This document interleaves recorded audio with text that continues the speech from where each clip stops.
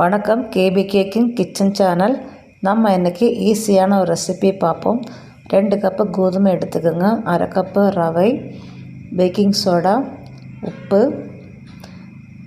ஓமம், நெய், 2 ஸ்பூனு தயிர் போட்டு மாவை நல்லா தண்ணி ஊற்றி மாவை நல்லா பிசைஞ்சுக்கோங்க. சப்பாத்தி பருவத்தில் இருந்தால் போதும்.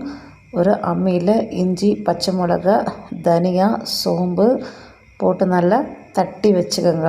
நல்லா நைஸாக கொஞ்சம் தட்டுங்க. கடாயில் எண்ணெய் விட்டு ஜீரகம், பெருங்காயம், நம்ம இடித்து வச்சது, நெக்ஸ்ட்டு வேக வச்ச பச்சை பட்டாணி, மஞ்சத்தூள், மிளகாத்தூள், மல்லித்தூள், உப்பு போட்டு நல்லா கிளறுங்க. வேக வச்ச உருளைக்கிழங்கையும் போட்டு நல்லா மிக்ஸ் பண்ணிக்கோங்க. இதுக்கு தான் ஸ்டஃபிங்காக நம்ம எடுக்கிறோம். அதனால் எந்த ஒரு பிசர் இல்லாமல் நல்லாவே பிசைஞ்சு வச்சுக்கோங்க. சப்பாத்தி மாதிரி நல்லா தேய்ச்சிட்டு உள்ளார இந்த ஸ்டஃபிங்கை போட்டு நல்லா க்ளோஸ் பண்ணிக்கோங்க. நல்லா உருட்டின பாடு 4ஆக வகுக்கிற மாதிரி லைட்டாக ஒரு கோடு நீங்கள் போட்டுட்டு பணியாரக்கல்லில் எண்ணெய் லைட்டாக ஊற்றி நீங்கள் பொரித்து எடுத்துக்கலாம். ரொம்ப டேஸ்டியாக இருக்கும். இதற்கு தொட்டுக்க பானி பூரி மசாலா இல்லாட்டினா குருமா யூஸ் பண்ணிக்கலாம்.